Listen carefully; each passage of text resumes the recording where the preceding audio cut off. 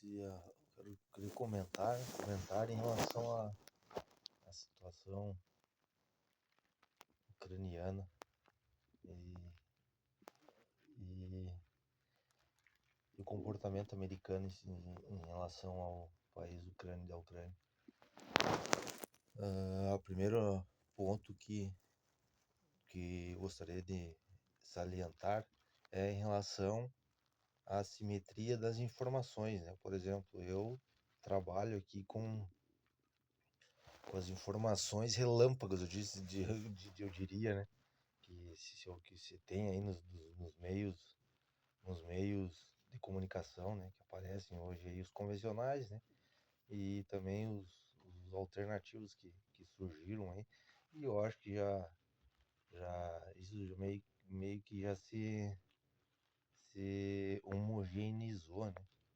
Até meio, eu não sei se dá para se considerar mais como, por exemplo, mídia convencional e sei, tudo bem, outro problema. Então, toco nesse ponto, né? A simetria das informações. E também, falando nisso, eu agora já vou comentar, né? Por exemplo, como que se obtém as informações, né? Por exemplo, Brasil.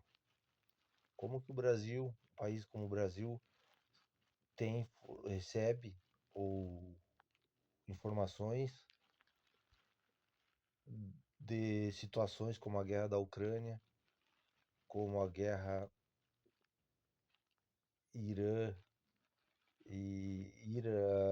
Israel e Hamas, né? Vocês podem considerar o nome guerra Israel e Palestina, ou Israel e Hamas, né? Então, uma pergunta que eu já vi aí, que o presidente brasileiro, no início, no início da guerra, dessa guerra aí, no Oriente Médio, ele quis, né, dar aí, colocar o Brasil, né, como, dar, posicionar, né, dar o seu posicionamento do Brasil enquanto Estado, né, o posicionamento do Estado brasileiro. Mas eu me pergunto, como que o Brasil obtém essas informações? Pelas próprias mídias, né? E nesse caso eu falo especificamente em relação ao Brasil. Por que eu falo nisso? É porque o Brasil é sabido, né, que ele não tem um sistema de inteligência muito bem abrangente, no qual no qual os países obtêm suas informações, né? E que convencionalmente se chama sistema de inteligência, né? Por exemplo, o Brasil tem por exemplo, uma embaixada em Israel, e claro que dentro desse ínterim existe os percalços, né, os problemas, a própria legalidade, né? Um país ser acusado de espionagem. Então, como que o Brasil obtém essas informações por meios de terceiros, né? É algo já complicado, né? Porque no final das contas, você pega um presidente como o Brasil, um país como o Brasil, por exemplo, que tem um presidente que talvez obtenha essas informações por informações oriundas de de terceiros, no caso, por exemplo, de embaixadores, né? Até mesmo do sistema de inteligência, mas qual é a fonte, né, dessas informações que os próprios governantes brasileiros, governantes de países como o Brasil, obtêm? Fontes abertas, fontes fechadas? Porque o Brasil não tem, por exemplo, um sistema aí embora o Brasil praticamente tenha embaixadas em quase todos os países de maior relevância, na sua grande maioria, quase todos, tem um sistema de informação, né? O Brasil não tem esse know-how, né, de obter. Então, da onde surge, qual a origem das informações que alimentam as decisões dos governantes do Brasil? Fontes de terceiras, fontes abertas, as fontes midiáticas? Eu vejo, por exemplo, se pegar discurso que eu acho uma coisa que impróprio, eu diria, né? Vai pegar aí até mesmo a justiça brasileira, quando dá suas decisões, diz veiculado na mídia veiculado no jornal tal em tal dia. sentença judicial, né? Parecer jurídico baseado em notícias, né? Isso é razoável? Isso é correto, né? Certo? Sei, né? Acho que independentemente de qual veículo, não que os veículos de mídias não possam estar corretos, né? Mas tomar uma decisão judicial, parecer judicial, uma decisão de um presidente, por exemplo, baseado em fato midiático, e a comprovação do fato que quem que nesse caso faz isso, né? No caso é a própria, é o próprio sistema de segurança ou que abrange também o sistema de informações e de inteligência de um país, né? Que vai verificar lá se uma informação corresponde ou não. Mas e não só isso, né? Ou além disso, você pega, por exemplo, você vai pegar ali quem olha, né?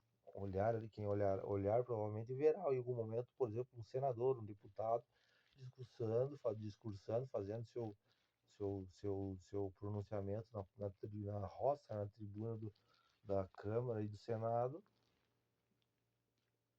tendo como base informativa veículos de comunicação. É errado? Não. Agora, são situações distintas. Então, isso era um adendo que eu gostaria de fazer, né, antes de entrar no que me toca, que eu gostaria. Então, o Brasil, acho que o primeiro ponto que o Brasil, depois que o Brasil fizer seu dever de casa, de repente, o Brasil tem uma maior autonomia e independência, né, nessa questão de fronteira. Como que você faz isso, né? Você faz com investimento, né? Investimento aonde? Infelizmente, nessa área, né? A área do sistema de inteligência brasileiro, que é o que vai, por exemplo, é os Estados Unidos que diz ao Brasil o que acontece na Ucrânia, é a Ucrânia que diz ao Brasil o que acontece na Ucrânia, é a Rússia que diz o que acontece, é Israel que diz o que acontece, é o Hamas que diz o que acontece. Então, isso também se trata de assimetria de informações. Agora, tem coisas que podem ser aprimoradas, melhoradas, corrigidas, e outras nem tanto. E você trabalha para maximizar ao máximo essa, essa fidedignidade aos fatos, né? Então isso seria claro que é complicado, né? Não digo aqui que é fácil. Agora, isso entra também onde é o, a motivação esse meu, esse meu comentário hoje, meu raciocínio hoje, por exemplo. Olha o que acontece hoje no cenário mundial. A Ucrânia, ela não entrou de forma gratuita, né? Claro que de forma gratuita, ao que tudo indica, né? Lembrando que eu já falei da assimetria das informações. Então a Ucrânia, ela não entrou de forma gratuita nessa guerra. Ela teve, não mesmo, se vir, pode-se dizer que ela foi até mesmo aliciada, né? Na visão de um leigo, aliciada pelo Ocidente a adesão aos seus costumes, né? Ou seja, que a Ucrânia aderisse, tivesse uma maior, uma maior absorção não digo da cultura, mas do sistema, né? Do sistema econômico, mais ocidental, né? Ocidental. Por exemplo, a entrada da Ucrânia na OTAN, ao que me parece, era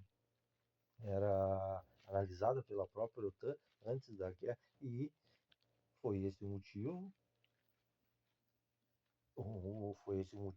ao que tudo indica, que a Rússia invadiu a Ucrânia. Por quê? Porque tu sabes que a Rússia não tem saída ao mar, né? Parece. Então fica onde a área fica no território ucraniano essa saída para o mar, né? Então, E parece que aconteceu isso, né? Até mesmo um aliciamento, né? E depois o incentivo. E isso se manteve, ao que me parece, e agora há uma mudança de roteiro, uma mudança de ordenamento. Então, agora aquilo que eu falei do Brasil, se trata disso. Isso que acontece hoje é uma demonstração de como que um país, como o Brasil, ou como qualquer outro país, deve ver uh, a diplomacia, o cenário mundial, quando cada país se posiciona de acordo com seus interesses, e o Brasil se fortalecer. Mas isso depende, isso demanda um trabalho, né? O que não é nem cogitado no Brasil. Do jeito que o Brasil vive hoje, do jeito que o Brasil é cogitado, é impossível, né? É impossível pensar que o Brasil tenha essa visão aí real, né? Real. Agora, discursiva, narrativa, isso pouco importa agora. Por quê? Porque isso demanda, primeiramente, fazer o dever de casa, que é o quê?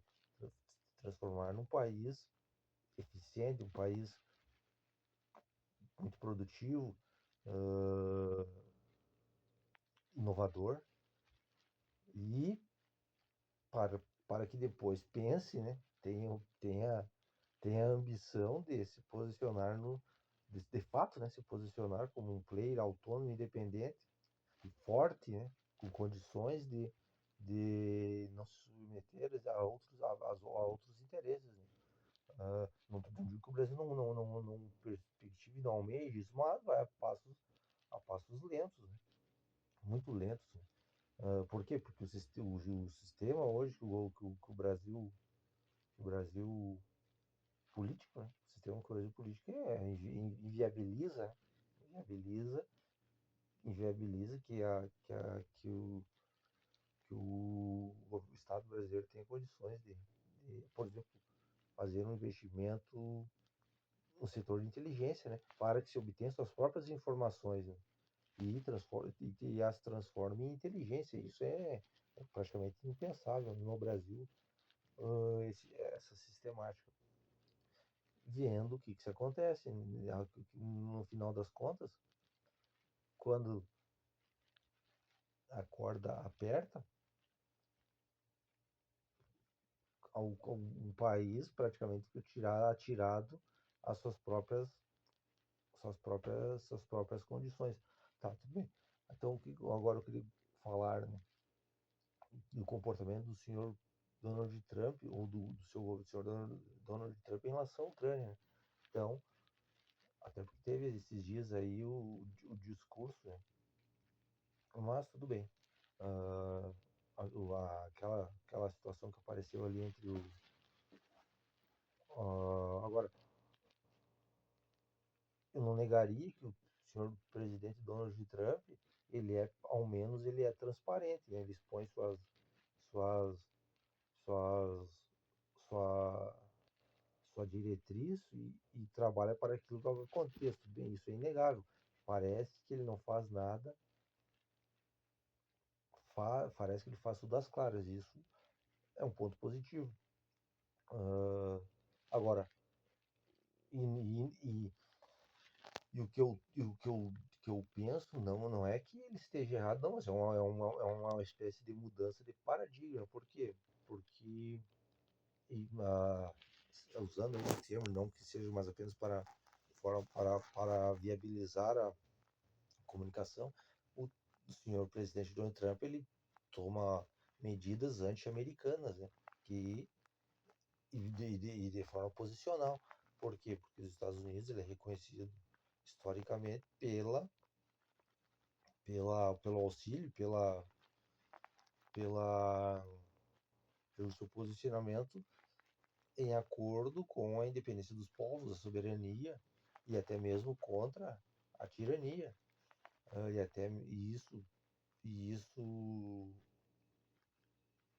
E tem até um caso que eu escutei num podcast, acho que eu vi um corte, acho que eram os economistas,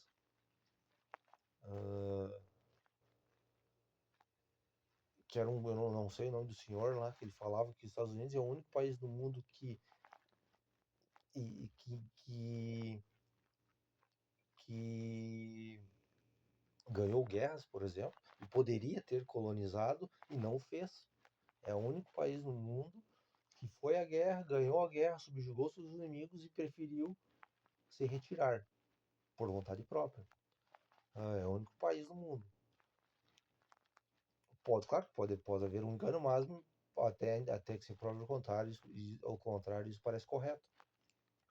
Os Estados Unidos vai às guerras e estabelece ali impede, né, que um país domine de forma ditatorial, impondo ali uma sistemática de governo contra o anseio popular, ou no mínimo que as pessoas não tenham a possibilidade de discordar desse próprio regime político que almejava ser implantado, queria ser implantado, e por sua livre vontade se retirou, voltou para seu próprio país. Então, o governo Donald Trump, do senhor Donald Trump, ele me parece um governo anti-americano. Que ele agora, claro que ele pensa, não, cada país que joga de acordo com as suas próprias condições, na verdade, não se importando, né? Não se importando. E os Estados Unidos cuidará da sua própria economia, o que leva a entender que depende dos Estados Unidos estar numa situação crítica, né? Numa situação perigosa, domesticamente, né? Não farei aqui, não tenho condições de fazer essa análise aqui. Mais ou menos isso. E que me entende é tomar que os Estados Unidos, eu falo isso porque, ao que me parece, os Estados Unidos voltou a. Os Estados Unidos, ao que tudo indica que no governo do senhor Donald Trump, voltou aos seus instintos primitivos, né? Que é quando a pessoa se preocupa apenas com a sua. Ela não tem outras condições a não ser se preocupar com a sua própria sobrevivência. Né? Porque não lhe resta tempo e não lhe resta recursos para se preocupar com valores maiores que às vezes, pensando como um indivíduo, passam-lhes despercebidos, porque não existe até mesmo tempo, educação e até mesmo tempo. Então, me parece que os Estados Unidos voltam aos seus instintos primitivos, né? Preocupando-se apenas condição, com sua própria condição, independente do que aconteça, né? Por exemplo, não nos importam valores mais últimos, valores mais nobres, valores maiores, porque nós não temos essa condição. Nós temos que nos preocupar com o nosso pão nosso de cada dia, e o resto não nos interessa, independente do que nos acometa. Agora, isso é um ponto. Outro ponto que ficou a transparecer é que, que existe um alinhamento ideológico. Qual seria o alinhamento ideológico? Da mesma maneira que os Estados Unidos hoje, e daí advém também a ideia desse governo ser anti-americano, é que claro, tendo esse alinhamento com o invasor, o, os Estados Unidos, ao que pareceu, e lembro das simetrias de informações, que os Estados Unidos falavam em anexar ou coisas desse gênero com o Canadá e até mesmo com a Groenlândia, e o Canadá eu vi que rechaçou essa possibilidade. Então existem também essas duas possibilidades. Primeiro, os Estados Unidos, enquanto seu representante político, volta aos instintos primitivos, volta retroage a séculos, né, de conhecimento, de produção, de civilização, e tende errado. Não é errado. Não é errado. Agora, eu falo pensando que a visão que no caso brasileiro e também os demais países devem ter, né? Porque isso não há problema nenhum. Automaticamente, os Estados Unidos, o mundo não acabará por causa do presidente Donald Trump e muito menos por causa dos Estados Unidos. Ou não se acabará por causa dos Estados Unidos e muito menos por causa do. Acho que isso é o mais lógico do senhor Donald Trump. Não. O mundo se remodela, se reconstrói, procura, como diz ali naquele filme, agora não me vem à cabeça o filme Tropa de Elite, da mesma o mundo procura novas, novas lideranças, novos meios, isso é a história da humanidade, novos meios de sobrevivência, então automaticamente, claro que eu particularmente eu acho que isso dura 4 anos, né? Pode ser tudo um pouco mais, né? Por exemplo, o senhor Donald Trump com essa ideologia, que na verdade não é ideologia, né? É um instinto de sobrevivência, e isso, na minha análise, decorre muito da formação e da experiência do senhor presidente Donald Trump, que é um empresário, né? É um empresário, então ele trata ou governa os Estados Unidos na visão de um negociante, de um empresário, e isso já remeteria ou remete a outro problema, que é, por exemplo, as pessoas que se dedicam a estudar o conteúdo político, se dedicam, né, a estudar o conteúdo político e pessoas que, que entram de paraquedas na política, que não têm o conhecimento, o estudo da política, por exemplo, o estudo da própria ciência política, o estudo da filosofia, o estudo da história, e a partir de um determinado momento, e isso eu tenho uma outra teoria, pensam e adentram na política. Isso é permitido por quê? Por causa do sistema democrático. Eu tenho minhas críticas ao sistema democrático. Agora, eu preciso aceitar que o que deve haver, que o sistema que se deve vigorar é o sistema democrático, embora eu tenha minhas discordâncias. Então, isso é permitido por tendo causa no sistema democrático, que qualquer cidadão, mesmo ignorante em política, almeje a própria política. E é o caso, por exemplo, do senhor Donald Trump e de muitos outros, né? São pessoas que tiveram sua vida privada e, a partir de um determinado momento, resolveram despender seu tempo, sua atenção à política. Tudo bem, cada qual tem seus motivos e, como prezamos pelo sistema democrático, isso é legítimo. Agora, há essas nuances.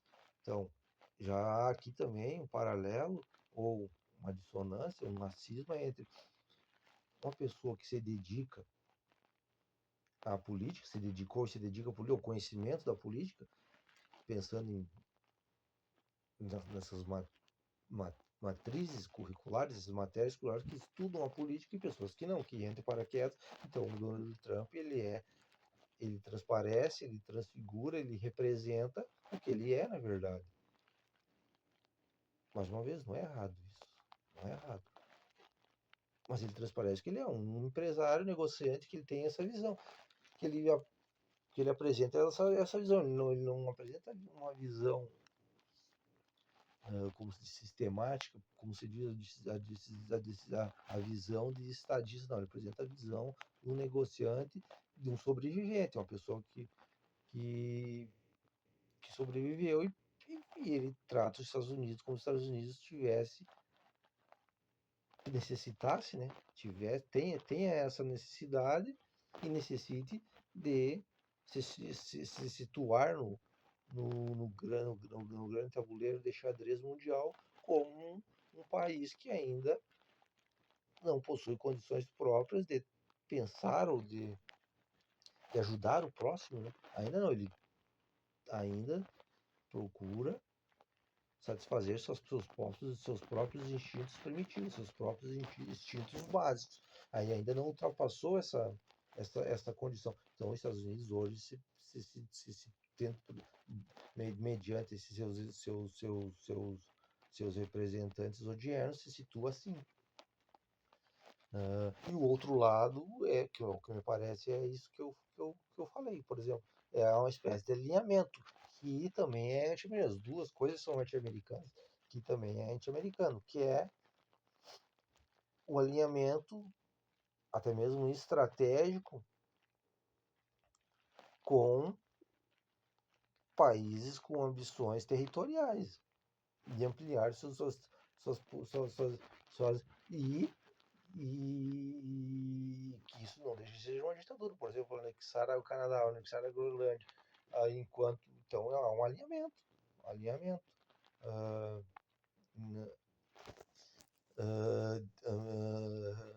ambicioso, né? Apesar ou além ou por cima daqueles que seriam os colonizados, né? Tudo bem? Isso é um alinhamento, né? Então, isso, isso demanda e remete cuidado, né? Cuidado, mas aí, ao que se tudo indica, por exemplo, a própria Europa, o próprio Canadá não se satisfizeram com isso, então isso é algo positivo, na minha perspectiva. Seria mais ou menos isso, né? E coitada da Ucrânia, né? Porque, porque baseado nesse tipo, não, nós moramos aqui, temos nosso senhorio, né?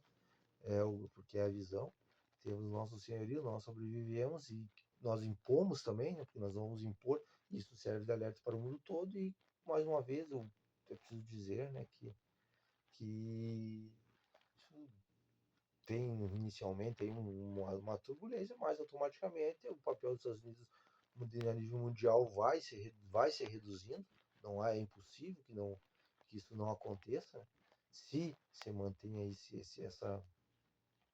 essa forma essa forma de proceder, isso automaticamente há 10, 20, 30, 40, 50 anos, se mantendo isso, automaticamente os Estados Unidos se tornará um país, uma espécie de Mônaco, né? Só que em maiores proporções, é um país muito rico, mas que não teria assim, um poder, uma grande influência internacional, né? Só que em muito maiores proporções, mas um país isolado, por vontade própria, é lógico. E os outros países, isso é da própria condição dos humanos, os outros países procurarão e descobrirão e desenvolverão outras alternativas, né?